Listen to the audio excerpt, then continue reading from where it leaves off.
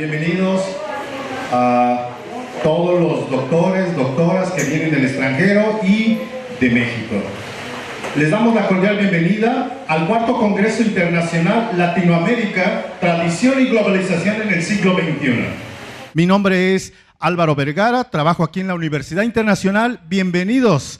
Y les presento al doctor Álvaro Ramírez, quien es el coordinador de este Congreso Internacional. Adelante, doctor. Muy buenos días tengan todos ustedes. Gracias por acompañarnos hoy en el cuarto Congreso Internacional Latinoamérica, Tradición y Globalización en el siglo XXI. Como me dice mi tocayo, mi nombre es Álvaro también, ¿verdad? Ramírez. Soy catedrático en St. Mary's College of California, en Moraga, California, cerca de Berkeley, California, para aquellos que quieran saber dónde está, en el norte. Nada más quiero brevemente mencionar unas cosas del Congreso. Desde el primer Congreso celebrado en 2014, nuestro propósito ha sido doble. Primero, ayudar a crear una imagen positiva de Cuernavaca y de México en general, que contrarreste la que se difunde en el mundo mediático. Por muchos años, Cuernavaca fue la meca de los estudios del español para extranjeros. Recibió a centenares de miles de estudiantes de Europa, Estados Unidos, Canadá, Japón, Corea, entre muchos otros. En la última década este número cayó dramáticamente por varias razones, así que nos propusimos crear un evento de una magnitud que enfocara la atención académica en esta bella ciudad y país para demostrar que los mexicanos en ciudades como Cuernavaca seguimos teniendo mucho que ofrecer en el ámbito académico, cultural y turístico, que aquí se puede vivir y estudiar en un clima social y cultural como en pocos lugares del mundo. Por ello, nuestro segundo propósito de este Congreso es atraer a Cuernavaca a estudiosos nacionales e internacionales a compartir sus conocimientos de los cambios y transformaciones que en el nuevo milenio suceden en el continente latinoamericano y sus respuestas frente a las fuerzas de la globalización. Ver cómo el mundo hoy está interconectado y qué papel juega Latinoamérica en este nuevo paradigma. De ahí la variedad de temas que siempre hemos buscado ofrecer en los programas de congresos pasados y del presente: el arte, cine, gastronomía, literatura, política, negocios, todo está incluido. Este año nuestra participación es de 23 universidades de 3 países, Estados Unidos, México y Canadá. El TLC está presente, ¿verdad? Pero sobre todo este año nos enfocamos en el tema de la migración que el señor del norte ha puesto sobre la mesa. Nuestras dos invitadas especiales, Gita Shifter y Margot Glantz, abordan en sus ponencias magistrales temas ligados directa o indirectamente con la temática de la globalización. La primera en su obra cinemática y la segunda en su análisis del papel de la Malinche en el imaginario de México hoy. Los quiero simplemente dejar con esto, ¿verdad? No quiero hablar más porque quiero pasarle al rector para seguir porque queremos iniciar a tiempo, pero de nuevo les quiero dar las gracias a todos. Hay mucho, estamos ofreciendo dobles sesiones hoy y mañana de todo tipo, de excelentes ponencias. Finalizamos cada día con una tertulia poética de poesía. Hoy van a leer poetas que escriben en español en Estados Unidos y mañana poetas de México, de la Ciudad de México.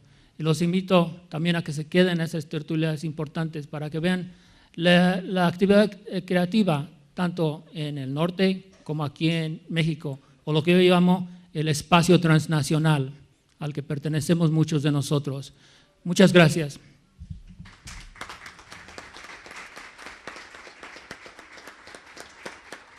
Ahora les introduzco al rector Javier Espinosa. Muy buenos días tengan todos ustedes.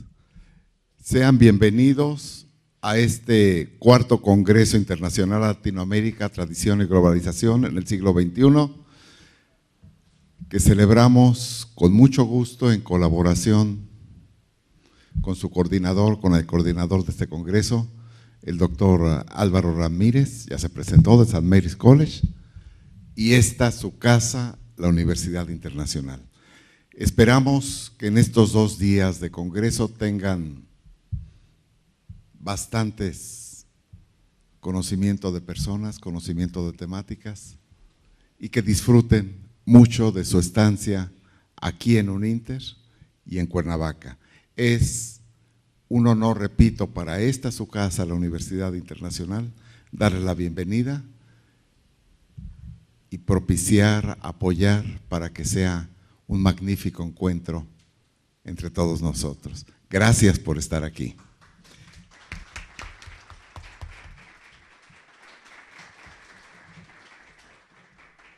Presento al profesor maestro Hugo Juárez, director de Cultura del municipio de Cuernavaca, quien también les quiere dar una bienvenida a nombre del municipio.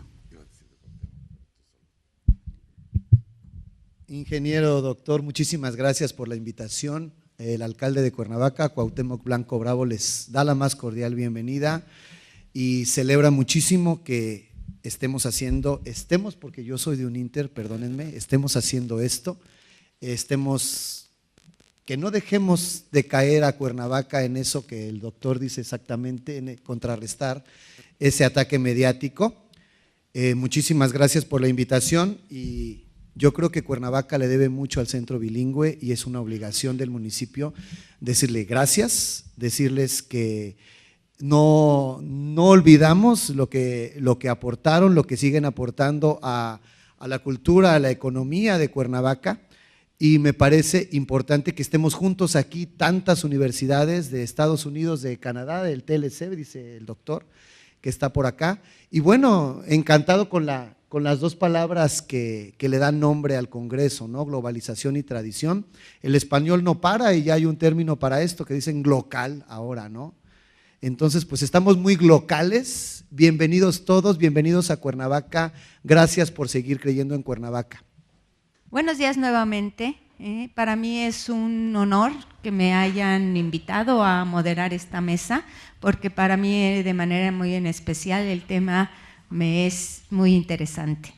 Vamos a tener esta mesa con el título Transnational and Indigenous Circus of Latin Art in 1990 present. Translation and incursion in Chilean street art, the post-dictatorship era, con la doctora Gisela Latorre de la Universidad de Ohio State University. El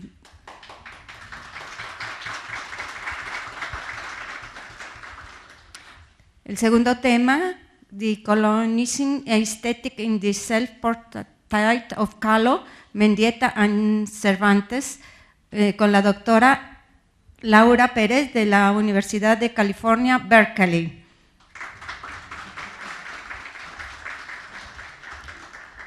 La tercera la tenemos con el título Tejidos transfronterizos, The Colonization Aesthetic in Mexican and Chicana Fiber Art, con la doctora Cristina Serna de College University. La doctora Gisela Latorre es especialista en arte latinoamericano, con especialización en cultura chicana femenina y feminista.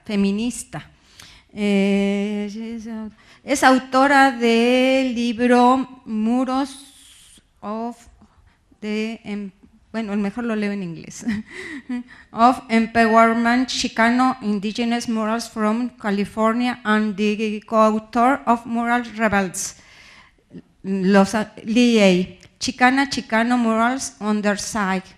Her current book project is titled Democracy on the Wall, Street Art of the Post-Dictatorship Era in Chile.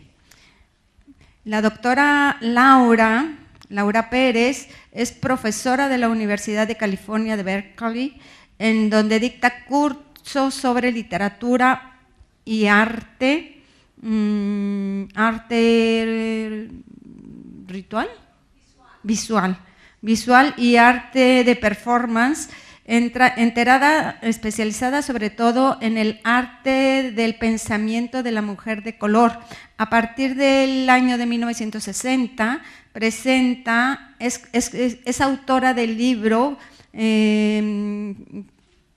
Chilena Art, The Politics of Spirit and Aesthetic Arteries. Para el año de 2018 espera publicar su libro Ideologies, Writings of Art, sobre el arte y la espiritualidad y lo no entiendo. Decolonial. Bien. Y la doctora Cristina Serna es doctora de Estudios Chicanos por la Universidad de California en Santa Bárbara. Actualmente es profesora investigadora en College University of New York. Su enfoque investigativo son los archivos de arte transfronterizo que conectan a las artistas chicanas, mexicanas y latinoamericanas sin importar fronteras. Bien, el formato va a ser, cada una de las doctoras va a exponer su tema durante 15 minutos, su tiempo es de 15 minutos, y posteriormente al terminar quedan 15 minutos en los cuales ustedes podrán hacer algunas preguntas, tiempo de preguntas y respuestas, por lo cual les pido que, como las preguntas son al final, ustedes mencionen a cada una de las doctoras de acuerdo a el tipo de pregunta que quieren hacer. Bien, sin más por el momento, los dejo con las doctoras.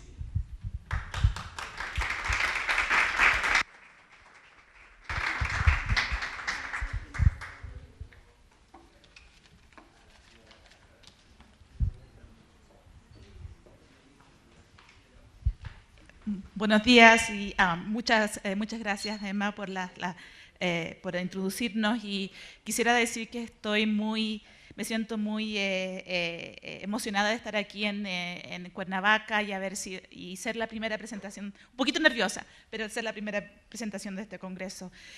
Voy a presentar en inglés, pero puedo responder preguntas en inglés o en español. Y bueno, también esto es parte de un proyecto más amplio, de un libro que estoy trabajando sobre el muralismo y el graffiti en Chile. Entonces, bueno, sin más, empezaré. Since the transition to democracy in 1990, city streets in Chile have become quintessential sites for mural and graffiti artists to communicate knowledges of resistance in spaces otherwise controlled by the state and private sector. Their participation in street art has been facilitated by the loosening of restrictions over freedom of expression brought about by the advent of democratic rule, but also by the feelings of discontent toward the unfulfilled promises of the post-dictatorship. These artists practice what I call a visual democracy, a form of artistic praxis that seeks to create alternative images and messages to those produced and disseminated by institutions of power. Though this public art directly responds to the political, social, geographic, and historical specificity of the country, Chilean street art also espouses a global vision of democracy and liberation. In this presentation, I will discuss the multiple ways Chilean street art deploys transnational aesthetics by focusing on the work of two graffiti artists, Inti and Gigi. Visual democracy through the lens of transnationalism becomes an expansive vision about an open and free society that refuses to recognize colonial and neocolonial borders. The transnationalism of Chilean street art is partly the result of the country's history of repression. The 16-year dictatorship that gripped the country in the late 20th century made it into a fairly insular place, where people and communities had relatively few ties to places elsewhere in the world. On the other hand, the dictatorship did force a lot of transnational movement by imposing exile among those deemed to be enemies of the state. With the restoration of democracy in the 1990s, however, many individuals returned to Chile, bringing with them experiences of having lived elsewhere. Now, my own interest in the transnational not only stems from the ethos of Chilean muralism and graffiti itself, but also from my own experience with transnationalism as part of the Chilean diaspora living abroad. My family immigrated to the United States from Chile in the late 1980s as a result of the economic and educational inequalities of the dictatorship. Landing in a fairly rural and predominantly white part of the US Midwest, my family's life was not unlike that of many global migrants who experienced feelings of displacement, loss, and disconnection, in addition to grappling with racism, rejection, and struggles with US immigration law. As I entered into adulthood, my status as a perpetual foreigner, signaled by my skin color and my accented English, prevented me from fully embracing US cultural citizenship, while at the same time, my prolonged absence from Chile made me an outsider from the place of my childhood and adolescence. The social connections, friendships, and alliances that I would forge with other US Latinx and especially Chicanx would legitimize my fractured sense of self and gave me cues about how to live transnationally. I traveled to Chile in 2010, the first time since I had immigrated to the United States. I found that it was in the urban spaces where democracy was most apparent to me. The great sterility and the somber atmosphere of the dictatorship that I was accustomed to as a child and as an adolescent was now replaced by more liberated streets that displayed colorful and provocative murals and graffiti. While the legacy of the dictatorship was still palpable in the persistent social hierarchies of class, gender, race, and queerphobia, the potential for dissent and public dialogue had opened up considerably. What was perhaps the most striking about the transformed spaces that I witnessed upon my return to Chile was the transnational iconography of the street imagery I encountered on the walls of the city. In particular, the street art pieces created by graffitero Inti. His commitment to transnationalism is deeply embedded with elements of social justice, together with critiques of colonialism. In November of 2012, Inti created untitled twin graffiti murals located immediately outside the subway exit for the Bellas Artes station in Santiago. The location was a significant one as it is in the middle of a bustling restaurant and cafe scene in Santiago. The Museum of Fine Arts, the Museum of Contemporary Art, and the bohemian Las Tarrias neighborhood and the north entrance of the Santa Lucia Hill are all within a short walking distance. The location, thus, is one that encompasses the intersection between commerce, leisure, and tourism. The transnationalism of these two murals by Inti and Bellas Artes resides in his liberal adoption of Andean indigenous aesthetics, in particular Aymara iconography. The Aymara are inherently a transnational population as their territory stretches across Chile, Bolivia, and Peru. Which is an area that doesn't recognize necessarily the national borders of the colonial nation states in Latin America. Painted over two large walls that are situated perpendicular to one another, the artist here deployed the enigmatic figure of a Keko on both surfaces. Often referred to as the Aymara demigod of abundance and good fortune, a Keko has pre-Columbian roots in the Andean region. The veneration of a Keko survived the ravages of conquest and colonization, but his physical characteristics changed dramatically. These figures are commonly depicted with numerous objects and commodities attached to his body, such as money, food, cigarettes, musical instruments, and others. The symbolism and post-colonial significance of a Keko was not lost on Inti, who mined the multiple meanings of this demigod in Bellas Artes. And I quote Inti now, he says, "I came to the idea of doing a Keko in relation to the theme of desires. All of Chile was beginning to move according to their desires, to ask for what was basic and necessary, such as education, health, and other things. That is what a Keko symbolizes to me. It is not the person who wants things for just the sake of it, but it is the person who demands basic needs," end of quote. A Keko is actually a well-known figure in Bolivia, but not so much in Chile, yet Inti transforms him into a transnational figure that holds relevance locally. The dynamic play the art establishes between the local, or the global, as we said earlier this morning, the Andean and the global, creates a decisively hybrid figure that has access to various different realities while not being statically rooted in one place. Though the various objects attached to his persona represent Ekeko's multiple desires, these also signal the simultaneous overlapping skills and social roles that Ekeko can take on. Now, because of time limitations, I'm going to focus only on one of these walls, which will be the wall that actually represents the Ekeka, the female figure. Now, Ekeka in this mural is of an equivalent size and visibility to her male counterpart, and this figure underscores her equal standing with him.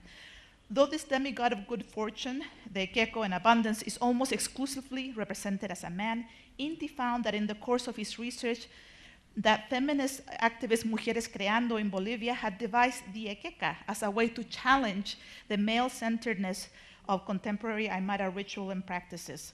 The group created Ekeka as a challenge to the notion that Ekeko is a father-provider. In workshops that the group carried out in 2009 and 2012, the collective worked with artists, college students, and survivors of gender violence to reimagine this figure using clay paint and a very unapologetic feminist lens. The first prototype that you're seeing here of the Ekeka consisted of a woman riding a bicycle while carrying a child in her arms as her drunken and unconscious husband, male partner, is appended to her back. She carries numerous other objects that weigh her down, such as a soccer ball, a pan flute, a pineapple, and many other things. The second Ekeka created by Mujeres Creando followed a similar pattern, but this time the woman stands proud as she looks upward. Her drunken husband partner is now on the floor as she leaves him behind with a sign that reads, "The Ekeka was always me." Though she is still burdened by the heavy load of her multiple responsibilities, symbolized by the enormous stack of objects on her shoulders, her stance is one of resolve as she carries a suitcase with the words dreams, hopes, happiness, and rebellion. Now, while Inti's Ekeka in Bellas Artes does not look much like those authored by Mujeres Creando, it does replicate some of the feminist impetus behind them. In this graffiti mural, she's clearly Ekeko's equal in all respects. She wears a red shawl with a small bowler hat. Her vibrant red hair is styled in a pair of loose braids. A box chest, reminiscent of the suitcase carried by the Ekeka in the Mujeres Creando figures. I'm sorry, I told you I'm a little nervous. Yes, this box chest appears to float in front of her, prompting viewers to wonder what kinds of treasures, secrets, and wonders she might hide. Other similarly enigmatic objects are attached to her torso, such as television set, an apple, a sheep, paper money, a charango, a small guitar instrument commonly used among the Inca and the Aymara populations. All these elements straddle the fine line between different realms of women's lives, especially for those women who deploy various forms of creativity, resourcefulness, intelligence, and resilience to meet all the demands and expectations placed upon them. For indigenous women in particular, these demands and expectations occur at the same time that they endure racialized and gender forms of invisibility, denigration, and subordination. Through the enormous scale of Inti's mural, Ekeka here demands visibility and recognition. Moreover, by the mere fact that a feminist Bolivian image is situated in Chilean soil, Inti is making a powerful transnational statement about women's rights, a timely one in Chile where pay inequality, gender violence, and severe limitations on reproductive rights are unfortunate realities in Chile. Now, having witnessed the transnational appeal of Chilean street art, an appeal that resonated with me as a diasporic subject, I actually felt compelled to promote the artistic significance of Chilean street art in the US. So availing myself of the cultural capital, the financial support, and the social privilege that I enjoyed as a US academic, I decided to invite two Chilean artists to my university, namely Mono Gonzalez and Gigi, also known as Marjorie Peñalillo. And I'm going to just talk about Gigi's visit in what remains of my presentation. But my hope is that these two artists would interact with the students, the faculty, staff on my campus, and establish critical and transnational dialogues about democratic, liberatory, feminist, and decolonial art practices. Now, during my trips in Chile, I became aware of the pedagogical potential of graffiti, in particular the one practiced by women street artists. I also became aware of how these transformative pedagogical possibilities could work transnationally through the practice of teaching as a form of collectivity and inclusive participation.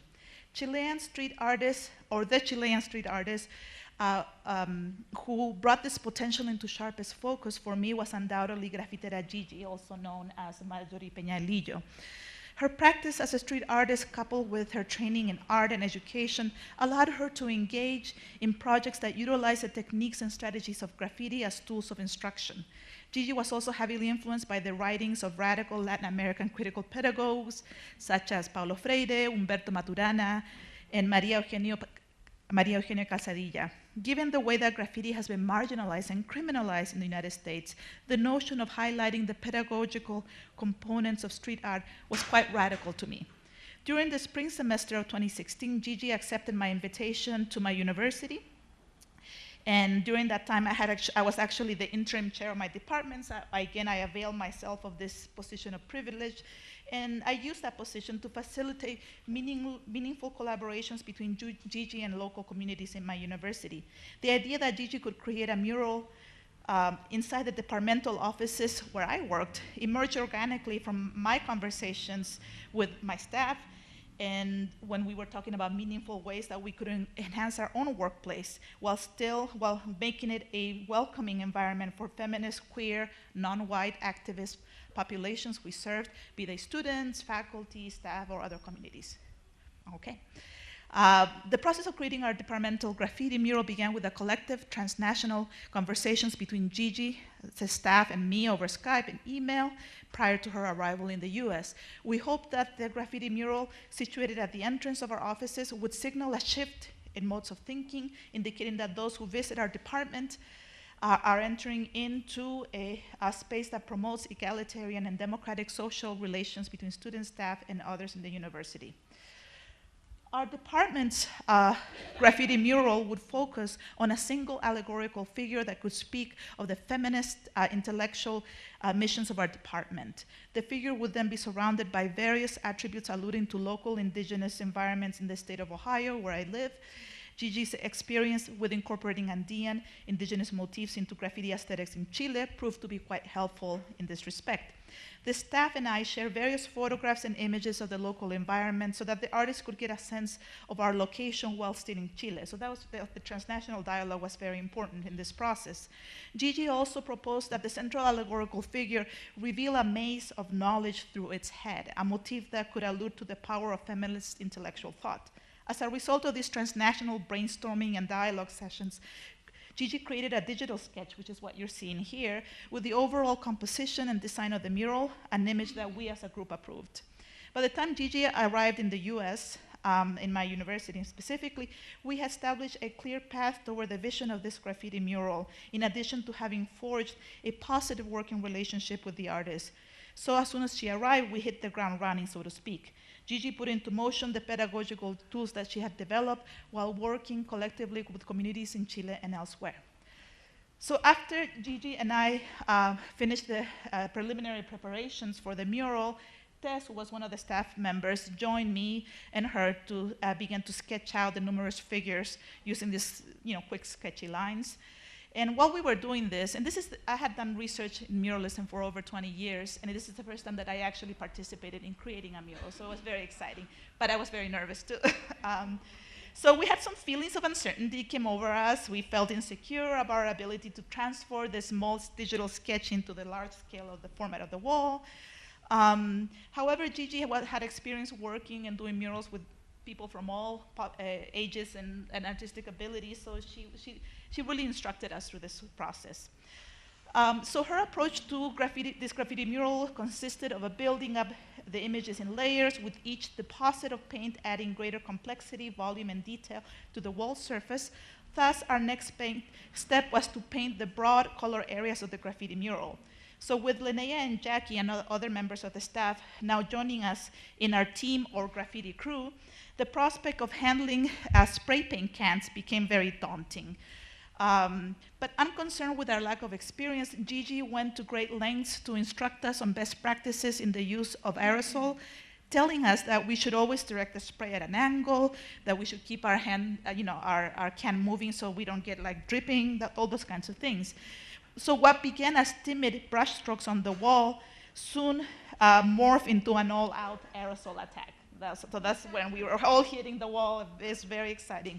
So the excitement of our newfound spray paint skills, coupled with the realization that the general design of the mural was quickly taking shape, filled us with a sense of excitement and euphoria. When we finalized the details, volume and shading of the figures and objects in the iconography, the first mural in our department, Women's Gender and Sexuality Studies at Ohio State, had become a reality. So this is the finished piece. The resulting composition of this iconography of the mural centered around the aforementioned central figure, a gender non-binary person. This figure appears to ascend from a body of water as they return the viewer's gaze. They wear a mask over their eyes, not unlike those worn in Andean indigenous ceremonies and rituals, thus reflecting an important influence upon Gigi's work. We call this work formación to refer to the idea that feminist knowledge and education is always in a constant state of formation. So to conclude then, the transnationalism of Chilean graffiti and muralism indicated that this street art movement is one that is not confined to the limitations of the national. This radical street art demonstrates the democratic potential of a public art that is attentive to the specificity of site, but is not bound or regulated by the possible constraints of the local, again, the local. I ultimately argue that the transnationalism in Chilean graffiti and muralism is also a critical component of the visual democracy that this street art promotes. If visual democracy is about contesting the imagery and discourses that the state and global corporate sectors produce, then transnational iconography and praxis in street art become the necessary responses to the power hegemonies that have historically controlled public spaces. Muchas gracias.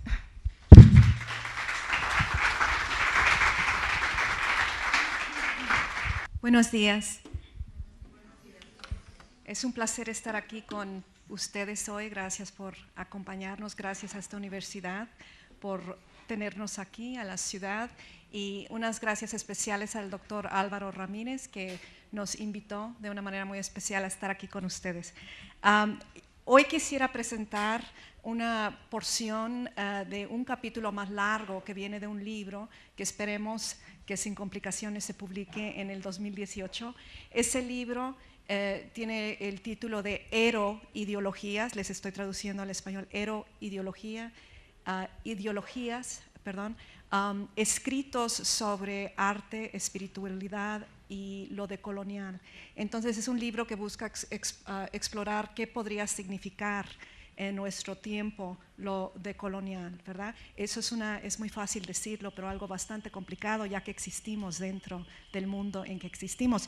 Entonces, este capítulo, que tiene el título en inglés de Decolonizing Self-Portraits of Kahlo, Mendieta y Cervantes, busca pensar la autorrepresentación, los self-portraits, sea en pintura o sea en el arte performativo que hizo la cubana-americana Ana Mendieta, ¿no? Frida Kahlo, por supuesto, como todos sabemos, es conocida sobre todo por sus autorretratos, ¿no? Y se ha escrito bastante sobre su trabajo, pero diré que es muy interesante cómo las críticas feministas de arte nos han ayudado a entender que cuando una mujer hace autorretratos, frecuentemente los críticos de arte piensan que el trabajo es sobre todo narcisista, ¿no?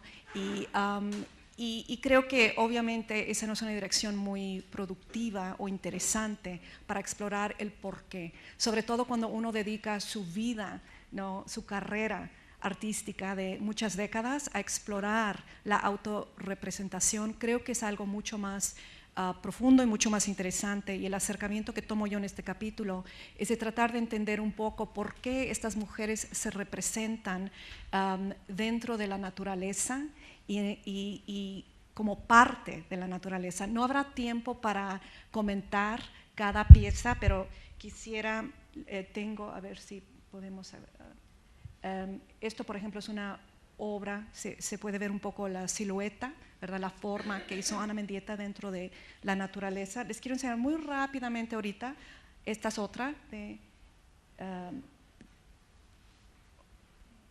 esta es parte de la obra de la chicana, Irena Cervantes, que es nacida en los 50, entonces la generación del 60, así como Ana Mendieta, que era de los 40. El capítulo está en inglés, así que sigo en inglés. The self-portraits of Frida Kahlo, Ana Mendieta, and Irena Cervantes grapple with representing the material absence of the hidden or the unseen that makes up our interiority, the self as spiritual being, the ghostly social figure of the racialized and femaled, and the self as part of nature, a not fully knowable being that exceeds socially constituted versions of the self or identities, yet is simultaneous to these. They worked, and in Cervantes' case, work through the paradox of hybridizing Western and non-Western notions of the self and perspective, and employing visual languages and materials, particularly natural elements, whose meaning is informed by non-Western cultures. Entonces, algo que también me interesa mucho es como las tres también exploraron mucho lo no occidental, ¿verdad? All three artists chose self-portraiture, in Mendieta's case through the siluetas, that she called self-portraits, and earth body work. Llamó ella el tipo de escultura que hizo earth body work, as the terrain upon which to investigate the limits of representation and perspective, reaching beyond what is overdetermined by cultural and historical specificities.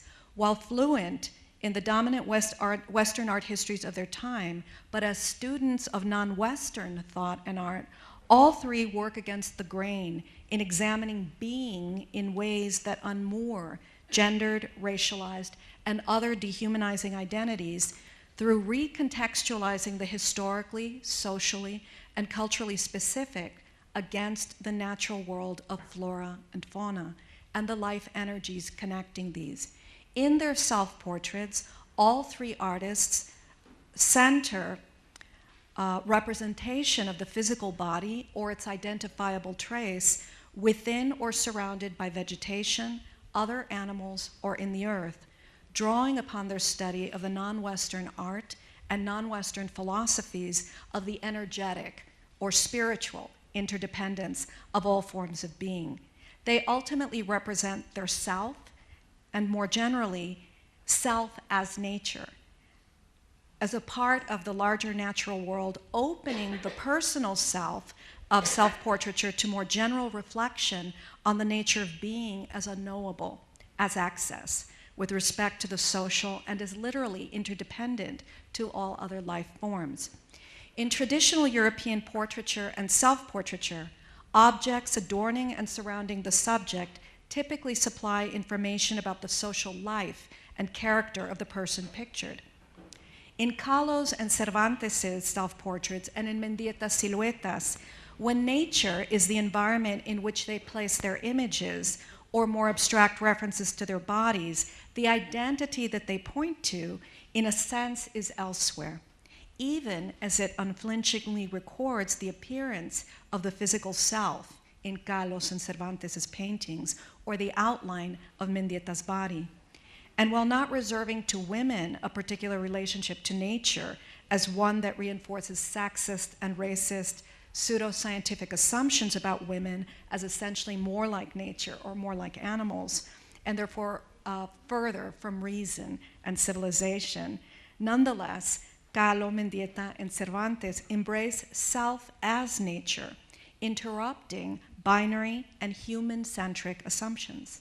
Nature functions in their work as a way to or redefine self and being. In turn, nature is imbued with intelligence, pictured as animate, while relations between human, plant, animal, earth, and cosmos are rendered porous. The image of Cervantes's big baby Balaam, for example, is covered with hybridized glyphs and genetic codes that signify water and different forms of vegetation, suggesting that we literally are made of the same matter as the rest of nature.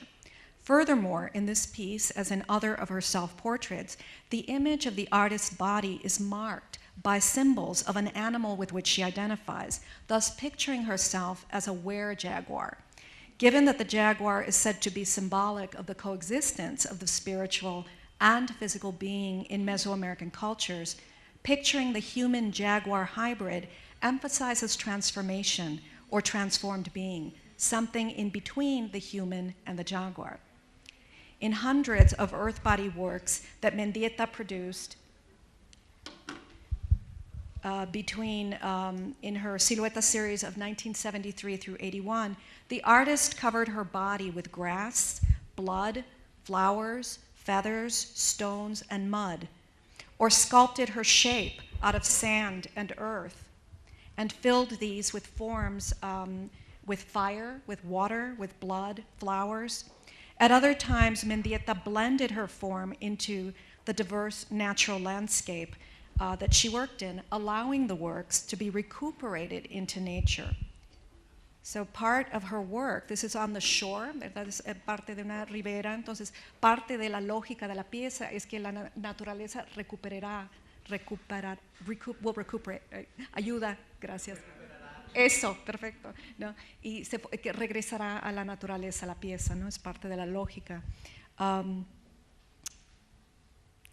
At other times, Mendieta blended her form into the diverse natural landscape that she worked in, allowing the works to be recuperated into nature, while Kahlo, from early on and increasingly in her work, so con Frida Kahlo desde el principio se ve la naturaleza, pero en las obras más tardías de los 40 se ve incrementemente se ve la utilización de la naturaleza de una manera como animada, ¿no?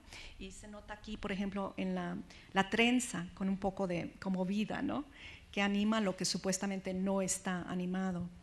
Obras sobre todo como, de nuevo, esta cuestión de la hibridización de lo humano y lo natural.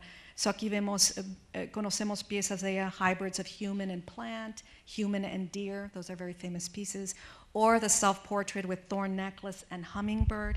I'm not sure if I have that one. Let's see. Yeah. Or roots, or the little deer, or the love embrace of the universe, the earth, México, Diego, Mi, and Señor Xoloto, del 1949. In pieces like this, we see the spiritual interdependence of all life forms represented through the anthropomorphization of the planet and the cosmos, lovingly embracing vegetal and animal life forms, including the human. But all three artists, como les decía, have been misread on their use of self-portraiture. One of Mendieta's critics, for example, viewed the use of her own body in her art pieces as a period of entrapment in identity politics, and was very happy and said that fortunately she had outgrown this in her later work. That's not how she viewed it herself.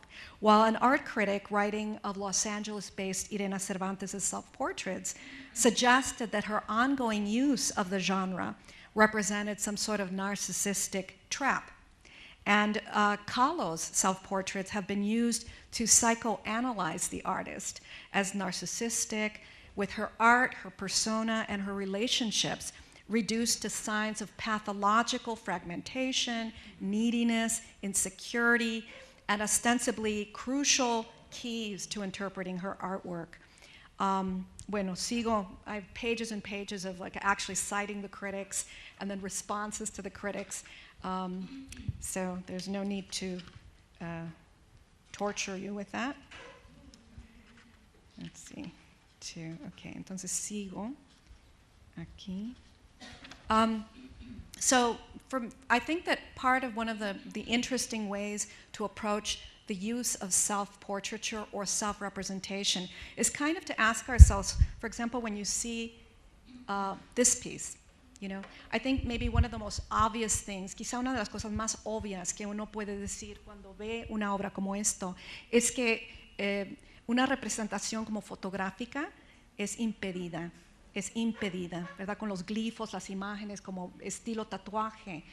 Parte de lo que ocurre es esa interrupción visual, ¿verdad? Hay una especie de como recodificación de lo visual.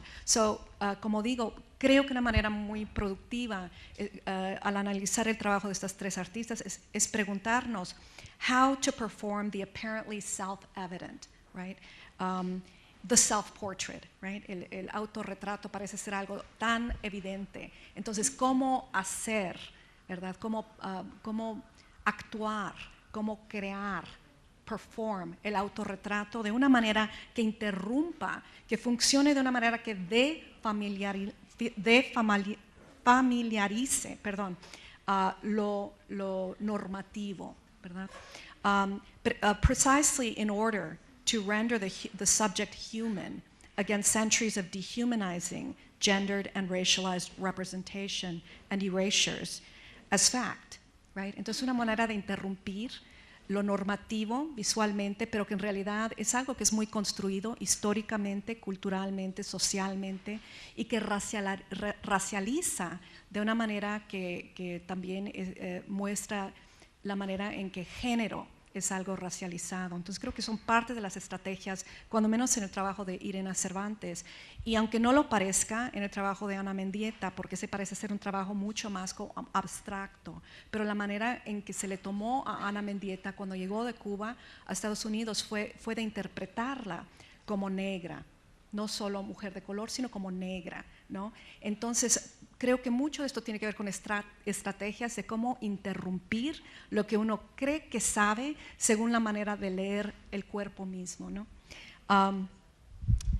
Esto también es bastante, no sé cómo vaya en tiempo, pero de nuevo, esto es, ya terminé, 3, perfecto. Entonces, aquí de nuevo, utilizando como lo hace Irena Cervantes. Yo creo, entonces voy a terminar con decir esto, que creo que también para mí ha sido muy interesante ver la manera en que en Estados Unidos, también como aquí en México y también en Europa, el uso de lo indígena y el uso de lo africano o afrodiaspórico se ha entendido en el pasado como un gesto muy romántico, como el idealizar lo indígena. Y un estudio más o menos reciente de la biblioteca de Frida Kahlo es muy interesante porque muestra que Kahlo fue una gran lectora de espiritualidades mundiales, ¿verdad? De lo hindú, pero también de lo indígena. Entonces creo también, como en el caso de Irena Cervantes, estas son personas que estudiaron el arte y la filosofía de estos mundos. No es simplemente cuestión de apropiarnos, ¿verdad? Como en un nacionalismo, de querer proteger lo que ha sido bastante oprimido, ¿verdad? Lo que se ve sin falta de respeto, sino de tomar muy en serio la historia del arte no occidental. Y Ana Mendieta lo hace con lo afrodiaspórico, sobre todo con lo yoruba, ¿no? Con lo que conocemos como santería, tomando muy en serio la perspectiva filosófica, que a la vez a la fuerza es algo religioso, y es la noción de que todo está vivo, todo está animado, la naturaleza, y ese concepto que entre los nahua entre los maya y los nahua es en Lakesh. Es tomar muy en serio, no como metáfora, sino como algo literal, que hay una interdependencia. Entonces encuentro que las tres artistas toman en serio o exploran ese concepto de la relación de lo humano con el resto de la naturaleza y del ser humano, la mujer y la mujer de color o la mujer racializada de una manera negativa, como parte de una naturaleza que está viva, que es anímica. Entonces, en nuestro tiempo eso se podría ver como algo como un pensamiento bastante ambiental, ¿no? Que comparten muchas culturas del mundo. Bueno, muchas gracias. Buenos días. Buenos días. Bueno, voy a comenzar para dejar un poco de tiempo para preguntas. Igual que Gisela y Laura, mi ponencia es en inglés, pero puedo responder a preguntas en español o inglés al final. Y se titula Tejidos Transfronterizos, Decolonizing Aesthetics in Mexican and Chicana Fiber Art. Y estoy enfocándome en el arte de dos artistas, una chicana que se llama Consuelo Jiménez Underwood, que es de San Diego, y Georgina Santos, que vive en la Ciudad de México. Y quiero comenzar con este eslogan de una protesta reciente en Guatemala, de un movimiento para defender la propiedad intelectual de las tejedoras maya. El eslogan dice: los tejidos son los libros que no pudo quemar la colonia. En Rebozos de la Frontera, día y noche, Chicana indigenous artist Consuelo Jiménez Underwood weaves a pair of rebozos in homage to that indigenous woman that crosses the border and has no time to weave, using materials that highlight the effects of border policing on the conditions of an indigenous woman's, migrant woman's life. ¿Se oye bien? Sí, okay. Jiménez Underwood skillfully constructs a pair of day and evening rebozos with colors that blend into the desert landscape, one in red tones, another in blue, to serve as a protective cover from the dangers of daytime and evening crossing. Although they look like typical rebozos when viewed from a distance, the rebozos de la frontera, día y noche, are not pieced together with thread. Instead, they are composed of small square fabrics fastened together with safety pins and interwoven with barbed wire. Each square has the word caution and an image of an immigrant family running imprinted on it. The barbed wire and caution signs in Rebozos de la Frontera, día y noche, call to mind the dangers that immigrant women and their families face while crossing the border or while trying to make a life in the United States, under the imminent threats of deportation and growing anti-immigrant hatred and violence. As Jiménez Underwood notes, quote, millions of little caution signs is my code way of saying, if you're indigenous, you're always going to be under the scrutiny of the Border Patrol. Reminders of the fragility of immigrant lives in the face of border policies that promote death are woven into the material of the rebozo.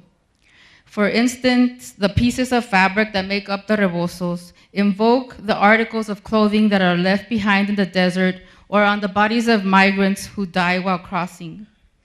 The repetitive pattern of warnings and bodies created by the caution signs is a further reminder of the innumerable fatalities that necessitate the creation of these grim roadside markers. But Rebozos de la Frontera, día y noche, like most of Consuelo Jiménez Underwood's art, conveys more than an image of oppression and death. The rebozos also signify life as they evoke the creativity and resilience of indigenous migrant women, including the artist herself.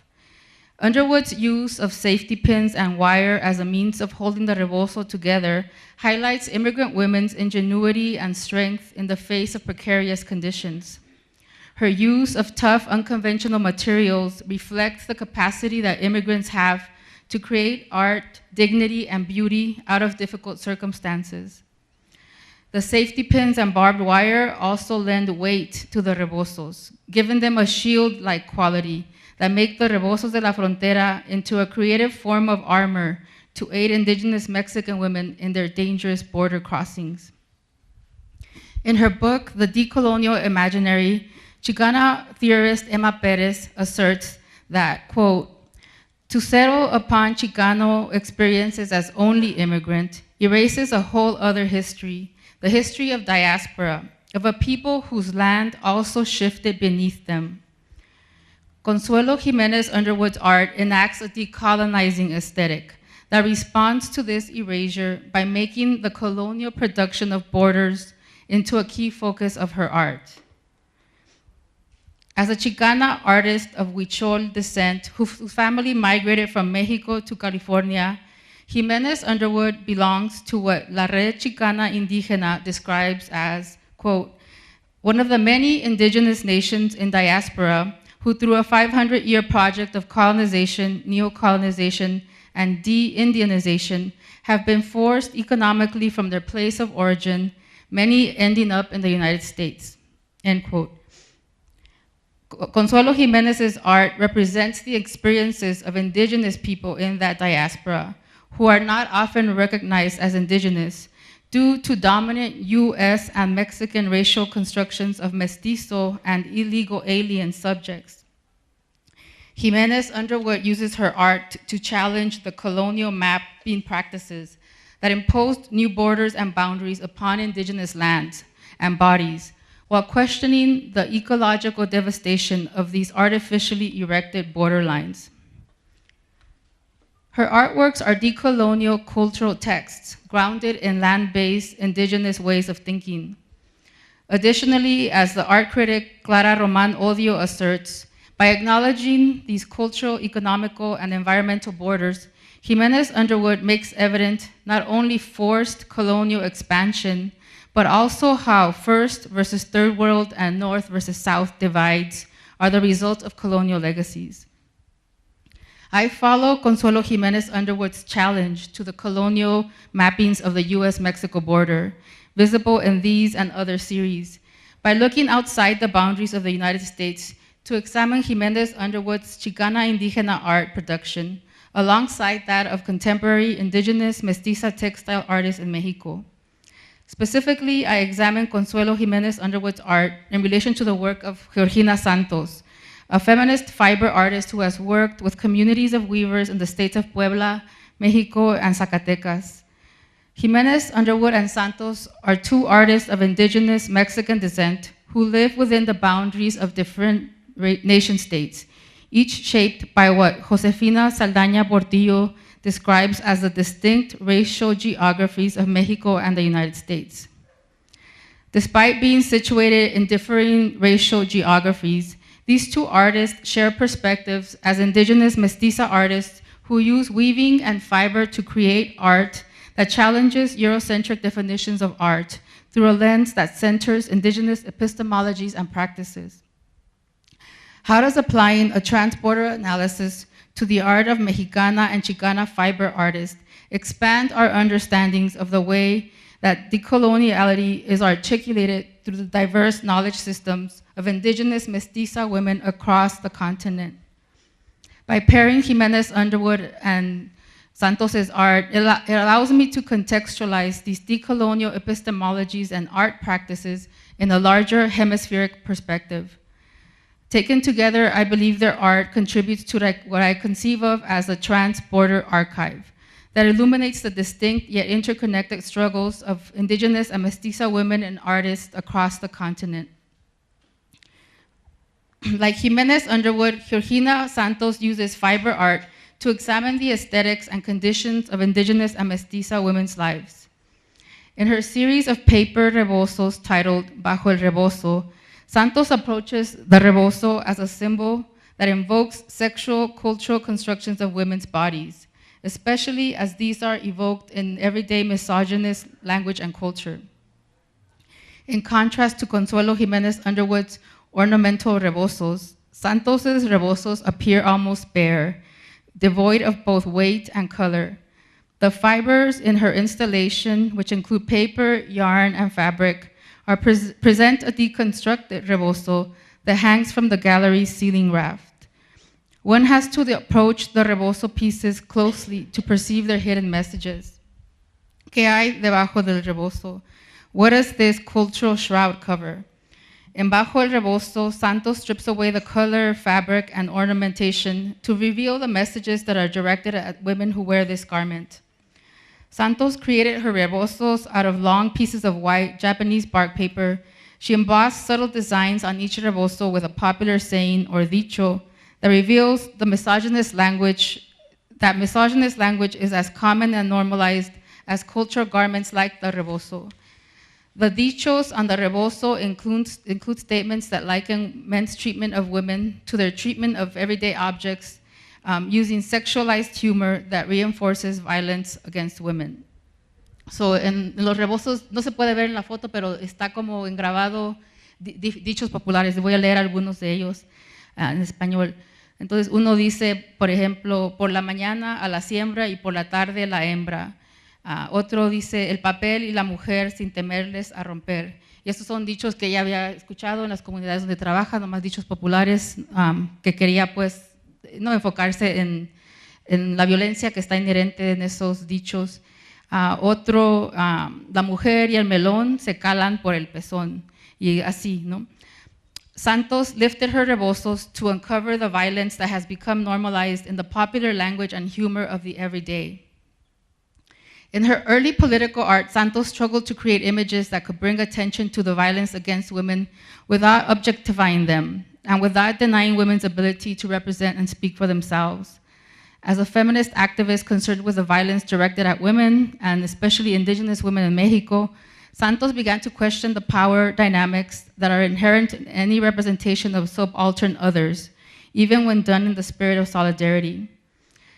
Santos's art practice therefore shifted from attempting to figuratively represent women affected by violence, and instead moved towards naming the patriarchal culture, as she does in Bajo el Rebozo, and in developing relationships and engaging in collaborative art practice with communities of women engaged in acts of survival and resistance. Entonces, lo que creo que me interesa mucho de la metodología de esta artista es que, sabiendo todo el discurso visual que hay en México sobre la violencia en contra de las mujeres y las mujeres indígenas, que no quería reproducir las imágenes de violencia de los cuerpos, entonces se enfocó en reproducir imágenes que ponen la cultura misoginia en esto del espectáculo, y también se enfoca más en crear las relaciones con comunidades de mujeres, y eso es lo que más es importante para ella de su práctica como artista. Y eso es lo que digo que está como, eso es la parte de su método de colonial, de que es como adoptar como metodologías más comunales para crear obras, ¿no? Que no son individuales, como es la producción de arte en Occidente, sino más como en colectivo o en comunidad.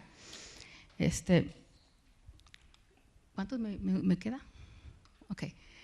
Otra obra de Georgina, ella ha trabajado también en Zacatecas, y esta es una obra que produjo después de estar ahí como por una residencia de 6 meses trabajando con una colectiva de tejedoras.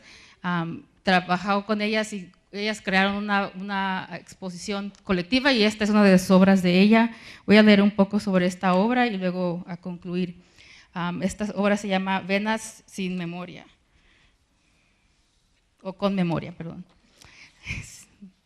Her installation, Venas con Memoria, speaks about the economic and cultural reality of the northern Mexican community of Soquite by using Chile as a central element of her installation.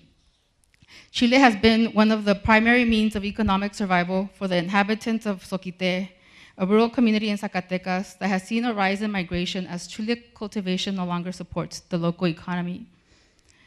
This piece highlights the uses and cultural significance of Chile within Mexican culture, but it also references the links between forced migration and global economies that has transformed the lives of women in Soquite as they face increased migration and family separation. While Consuelo Jimenez Underwood shows the impact of border policing and anti-immigration on Mexican immigrants and other inhabitants of the geographical borderlands, Georgina Santos captures life for women living further south of that militarized borderline. Santos's art production offers snapshots of life for women who are far from the US-Mexico border, yet share some similarities with Mexican immigrant women, as their lives are both impacted by neoliberal US economic policies that create poverty, migration, and family separation. La última obra que quiero mostrar de Georgina es una que se llama Forever 21, que es de su proyecto más reciente en Puebla, en una comunidad donde viene su familia, que es una comunidad con una historia de tejedoras, y más recientemente las maquilas han como dominado el trabajo y la producción ahí, y hay una fábrica de Forever 21, entonces esta pieza está también hablando de esta historia de explotación de la mano de obra de las mujeres, de las tejedoras, que va no solo en la era de la maquiladora, pero desde la colonia, ¿no? Y entonces esto es como su obra más reciente que está explorando en este momento.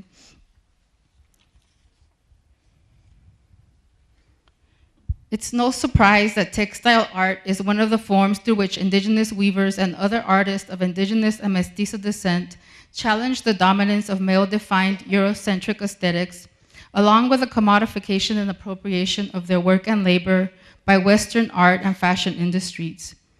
Indeed, the epigraph that opened this essay, "Los tejidos son los libros que no pudo quemar la colonia," was a slogan at a recent demonstration in Guatemala led by a collective of Mayan weavers who are demanding constitutional protection for their ancestral textile designs. As fiber artists rooted in Mexican, indigenous, mestiza weaving practices and decolonial struggles, I consider Consuelo Jimenez Underwood and Georgina Santos to be part of this aesthetic and political conversation as they rework the ancestral art forms of Mayan textile arts, of Mexican textile arts, to unravel the legacies of colonialism and neocolonialism in ways that are informed by indigenous, decolonial, and feminist epistemologies. Viewed together, their artworks offer poignant snapshots of a transporter landscape that frames the lives of indigenous and mestiza women in violent ways, while they nonetheless remain active agents of ingenuity, creativity, and resistance. In this way, Georgina Santos and Consuelo Jimenez Underwood align with the Mayan weavers in Guatemala, who demand that textile art be recognized as part of the indigenous knowledge systems in Abya Yala, in which women play a central role as artists and as leaders of the resistance to contemporary forms of capitalist neocolonialism. Gracias.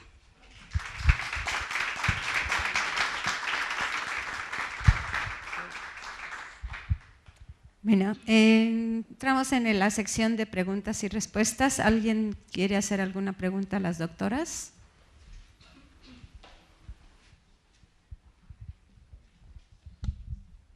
Buenos días, mi nombre es Patricia Galicia. Creo que es muy apasionante cuando hablamos de arte, de cultura, y quiero comentar lo siguiente. No quiero atreverme a decir cómo canalizar energía negativa, pero ¿qué podemos hacer mediante estas manifestaciones culturales, dado una gran diversidad cultural, para poder ofrecer a las universidades y lograr ese impulso, haciéndole notar a cada joven que todo es arte, que somos arte y que es una belleza? Es increíble que estas autoras como Frida Kahlo, y también con la cuestión del graffiti y del arte en tejido, se manifestaron desde épocas del graffiti, por ejemplo, desde el Imperio Romano en Italia con tablas, el rebozo de no digamos cuántos años, Frida Kahlo, pos a lo que es la cultura, a lo que es las nuevas tendencias. Y algo que me llamó mucho la atención es que leía bastante. ¿Cómo lograr en esa juventud esa inquietud? ¿Por qué no decimos maldad? Yo quiero caracterizar como algo, esa energía que a veces se nos va de rumbo, ¿no? Y lograr que las universidades y que nosotros podamos compartir eso y decir, eres arte, no al bullying, no a la crítica, y poder plasmar toda esa belleza. Muchas gracias. Muchas gracias por la pregunta. Y también pienso que es una pregunta muy importante, porque una de las cosas que yo hago cuando estoy enseñando mis cursos y hablo de arte, y a veces hablo más ampliamente de la cultura visual, es como enseñar una postura crítica a los estudiantes en cuanto a las instituciones del arte, que por lo general a mí me gustan mucho los museos, y me gusta mucho no, que se enseñe arte en las universidades, pero a la vez también como que se promueve una idea de que el arte solamente existe en esos espacios. Entonces, para mí, y de ahí viene mi interés en el graffiti y el muralismo, porque es un arte que está fuera de las instituciones. Entonces, como para mí, también viendo desde el punto de vista de feminista también, que no solamente critica la idea de que el arte está solamente en los museos, pero también critica esa jerarquía que hay entre formas artísticas, ¿no? Que hay artes que son como más como más intelectuales, ¿no? La pintura, la escultura versus formas creativas como, ¿no? Los rebozos, ¿no? El graffiti, que se ven como más bajas. Y inclusive el graffiti en Estados Unidos está criminalizado. Uno dice graffiti y dice ya algo ilegal. Entonces, la idea es como enseñarlos a los estudiantes que el arte no está centrado simplemente en estos espacios, que está en todas partes. Entonces, también hacerlos conscientes de que en su experiencia de todos los días, en su experiencia cotidiana, pueden tener la experiencia de ver arte, ¿no? Y no solamente eso, pero que ellos también tienen la capacidad de hacer arte. Entonces no, porque a veces los estudiantes como que, especialmente si no tienen estudios en las artes, no dicen, no, si yo no puedo porque no tengo estudio, no tengo conocimiento. Entonces quebrar con eso un poco, ¿no? Es decir, que todos tenemos esa capacidad creativa. Y para mí que eso también viene de una postura feminista, hace una crítica de las instituciones del arte. Así que eso Sí, muchas gracias por la pregunta. Yo diría que de acuerdo con usted de que nosotros mismos no somos arte. Yo pienso que una de las maneras en que la cultura en la que estamos, la mayoría, una cultura muy occidentalizada y moderna, porque hay un occidente que es previo a la ilustración y previo a la colonización, etc. Entonces yo creo que una de las cosas que ha pasado es por una parte la marginalización de no solo el arte, sino de la creatividad como algo fundamental del ser humano. Entonces mi respuesta sería, y es muy grande este tema, es enorme, ¿no? Los psicólogos se acercan a esto, entonces yo me limito hoy a decir que de acuerdo con usted, que una de las cosas que podemos hacer como pedagogos o aquí en la universidad es recordar que parte de la formación humana, parte de lo que es ser humano, es estar en contacto con nuestras facultades creativas, ¿verdad? Eso es fundamental a la manera en que un científico piensa, ¿verdad?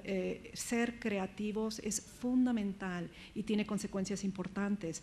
Y yo también añadiría, la segunda cosa, es que yo creo que es difícil, pero importante tomar un poco de distancia del momento en que estamos, en donde, por ejemplo, en Estados Unidos vemos que grandes universidades que se han hecho famosas por tener como un currículum espectacular en las ciencias sociales, las humanidades y no solo las ciencias, incrementalmente vamos viendo que la tecnología es tan importante porque produce trabajos, ¿no? Porque estamos en un mundo donde la computación, etcétera.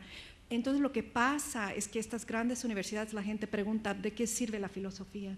¿De qué sirve estudiar griego? ¿De qué sirve estudiar lenguas?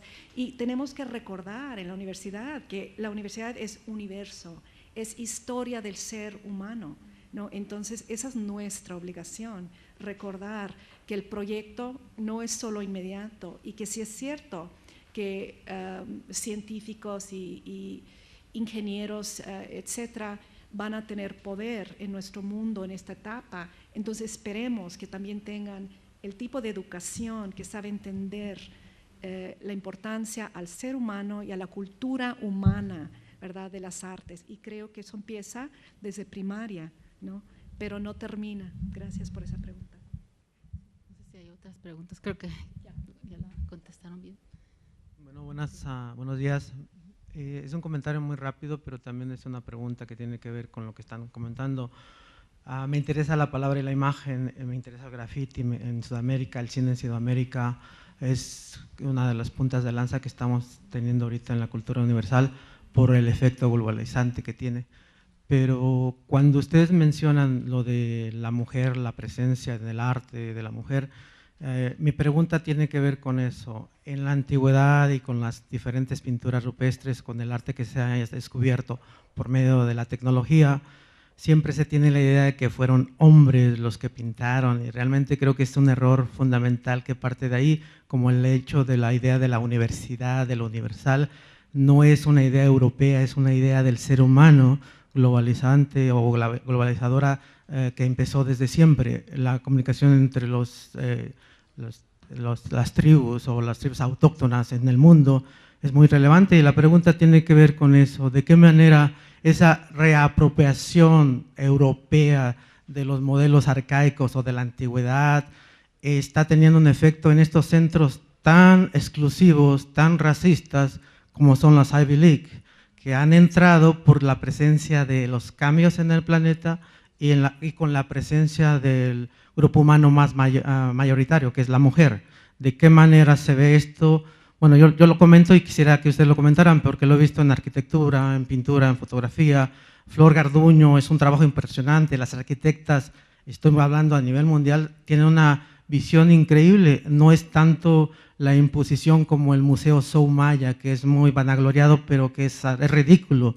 Vuelve a imponerse la idea del hombre cuando hay tanta importancia. ¿De qué manera esa reapropiación teórica, artística, europea condiciona o manipula, y específicamente por el robo de los modelos nativos a nivel mundial? Una cosa que me hace pensar es como haciendo la investigación de este tema, que de los códices que también hubo tlacuilas, ¿no? Y entonces obviamente los tejidos que son antiguos globalmente también, que han sido creación mayoritariamente por mujeres, ¿no? Entonces que hay, pues la manera en que producimos conocimiento ya hace exclusiones de como borrar las contribuciones que han hecho, ¿no?, indígenas, mujeres, ¿no?, las personas que no son de la cultura dominante, y creo que también parte de como criticar los modelos dominantes de producir conocimiento nos ayuda a reintegrar y a traer a la luz cómo siempre han participado en la producción de cultura y pensamiento las mujeres y todos los seres, ¿no? Entonces parte del trabajo ahorita es como volverlos a traer a la luz y enfocarnos en este tipo de arte que no siempre ha sido como reconocido como legítimo. Es una manera de hacer esto, ¿no? Y para mí es más que arte, digo, obviamente como hablo es conocimiento, ¿no? Es un texto cultural igual que el códice, porque también los códices eran visuales, ¿no? Y que las mujeres también producían, ¿no? Y eso se va como descubriendo más y más ahora que hay más personas haciendo esas investigaciones. Yo añadiría muy rápidamente, porque de nuevo un tema enorme y riquísimo y súper importante, ¿no? Y solo decir que usted mismo creo que ha dado una pauta súper importante y es la desmitificación. Me encantó la manera en que usted habla de la apropiación del occidente, de lo que es una historia antigua, humana, y eso creo que son una de las tácticas o estrategias del poder. Entonces ¿verdad? Poder hacer esa crítica que es más que reacción, es más que decir no, ¿verdad?, al poder, sino que es un poco como movernos un poco al lado, a un espacio diferente, decir, pues qué interesante, pero creo que, por ejemplo, que la educación pertenece al ser humano, ¿no? Que el arte, la creatividad, la filosofía, la matemática pertenece al ser humano, y ese ser humano, yo añadiría otra cosa, desde una mesa que hace trabajo feminista y queer, además, hacemos crítica de lo heteronormativo, y yo diría que los estudiosos de la época precolonial de las Américas, tanto norte y sur, nos han mostrado que existían, inclusive el lenguaje europeo, género, ya nos limita mucho intelectualmente, y por eso decía yo que lo descolonial es un reto enorme, porque no es solo cuestión de incluir, de pensarnos como yo soy mujer, eso significa, sino que hay otras maneras de pensar lo que significa ser humano, diferentes maneras de pensar cómo vivir nuestro cuerpo, que ya los ancestros vivieron. Entonces sí, creo que ese es un trabajo como arqueológico a nivel intelectual, conceptual, ¿verdad? Repensar. Gracias por esa pregunta. Sí.